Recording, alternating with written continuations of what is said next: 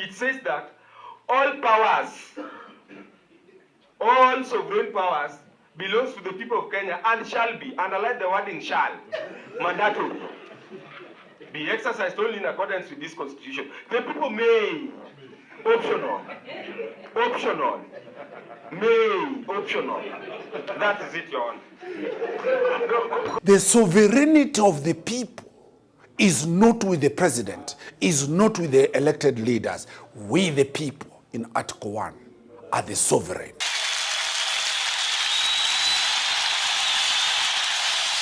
Very many people today are complaining that the Constitution has not been implemented. Article 3 tells you, come to this division, file your matter here. Whatever you think has not been done by government, this Constitutional and Human Rights Registry is open.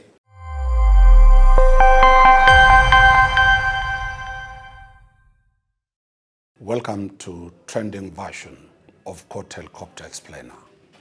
Today is a landmark day. Today is Katiba Day. In English, it is the Constitutional Day.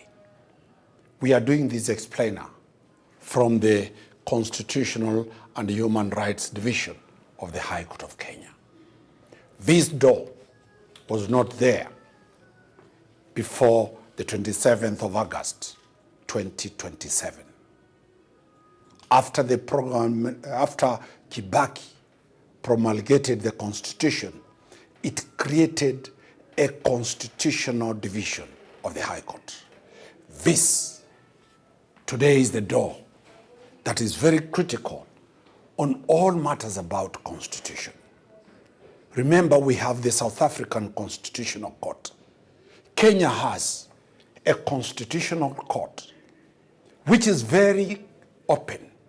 If you look, this registry, as big as it is created by the Constitution so that any dispute about constitutionalism, whether it is a dispute between a citizen and the government, whether it is a citizen with another citizen, whether it is a private entity against another one, if it touches on the Constitution, this door is wide open. It is the biggest registry in Milimani Law Court. This one, the judges who sit here interpret the Constitution. So let us look at the history as to why this Constitution and Human Rights Division was created. In the old Constitution, there was nothing called the Bill of Rights. Human rights were not part and parcel of constitutional rights. If you look here, we are saying it is constitutional and human rights division. The Bill of Rights, which is fundamental to the human rights of any citizen, is domiciled in this constitutional court. When you look at Article 3 of the Constitution says everybody must defend the Constitution. What does that mean? Previously, you could never walk to this court suing. Today, anybody walks to this court, can sue the government in this court, can sue the speakers in this court, can sue governors in this court, can sue anybody. And that is why this door is open. This division, there's nothing called a locus. Two, another fundamental issue about the division of here, landmark decisions, landmark cases have been filed here. The famous BBI case, where President Uhuru Kenyatta and Raila Odinga, the late, wanted an amendment to the Constitution. It is called the BBI case. It was filed here. The judges in this division decided that case.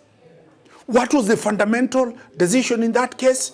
That the sovereignty of the people is not with the president, is not with the elected leaders. We, the people, in Article 1, are the sovereign. That was a decision that came up to here.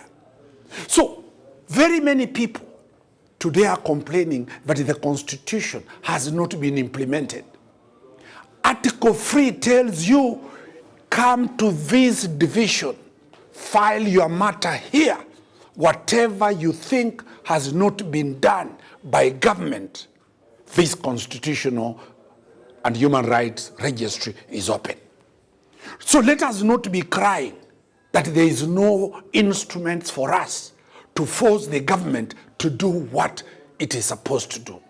This registry, and this registry is not only in Milimani, it is the whole country. Every high court station has a division called the Constitutional and Human Rights Division. The High Court is in all 47 counties. So don't come from Nyamira, don't come from Tana River to come and file your matter here. Any matter, any issue that raises constitutional issues is going to be raised here. We are heading to 2027. Elections that are coming on 10th of August 2027. Several constitutional issues are going to be filed in court. From Court Helicopter, we tell you this is the area to go. The Court of Appeal and the Supreme Court have no jurisdiction on constitutional interpretation. The High Court is the one that has been given that jurisdiction to file the matters. In this registry, are the filing fees very expensive to scare people? No. The filing fees, because these are matters about the Bill of Rights. The cost of filing cases in this registry is affordable. The rules of filing constitutional petitions through the Mutunga rules are easier. They are not as complicated as other matters, as other cases, as other registries. So my advice today is to tell you, where will you go to in case your constitutional, your Bill of Rights has been violated? Where will you go to when government has failed to do what you're supposed to do? This court is open 5 days a week in the whole country. We now have brought you where salvation is. It is not on the streets. It is not making noise. It is not saying the judiciary is not helping you. It is you who has not come here to file your case so that you can get the judges in this division deal with your question. Lastly, the Bill of Rights. We have seen the Gen Zs. We have seen young generation. We have seen very many people have issues. The answer lies with the Constitution and Human Rights Division. Wakili, Dan Omari, bring in this episode as the answer to the many have seen today.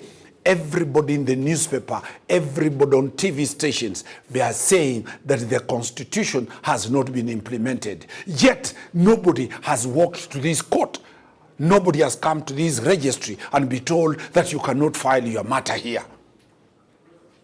We have now provided a roadmap, a solution to where any matter constitution is. What is the percentage of implementation of the Constitution? The answer lies in this court. If you feel the government that is there today has done nothing, walk to this court. If you feel the police are not doing what they are supposed to do, walk to this court. If you feel the TSC, if you feel any government agency, NTSA, anything has violated your constitutional rights, this is the answer. The Constitutional and Human Rights Division of the High Court. We have done it intentionally to educate you that Kenya has ways to deal with your issues because the law, the Constitution, demanded that a judiciary create this division. This was brought by courtesy of our crew, Vivian. She came here. She was not denied entry. It is an open public court. Thank you, Vivian, for bringing this message to the public. From Court Helicopter, but today from Milimani Constitutional and Human Rights Division. You can see, we are telling you that. If you look around, if you see, there is counter 1, counter 2, counter 3, counter 4, waiting for you to be served. If you look, there is a service delivery charter. This is the procedures of how constitutional matters are filed here. They'll tell you what services they offer, what fees they offer, how the court functions, what are the timelines to file the cases, and what is the time you expect your answer to be done. This service delivery charter is in every High Court Constitutional Division of the Republic of Kenya. Then if you look at the second document is the Constitutional and Human Rights case flow. How your case will flow. First, your petition must be accompanied by a verifying affidavit and a supporting document. That is what you bring here. After you have brought it here, it will be assessed. And you'll be told this is the amount to pay the judiciary. Don't go paying brokers outside there. Don't go getting anybody conning you that you can pay outside there. The judiciary will tell you their pay bill number where you'll pay directly to.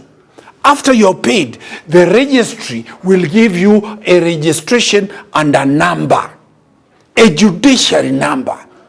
Leave bogus numbers that you'll be given outside there.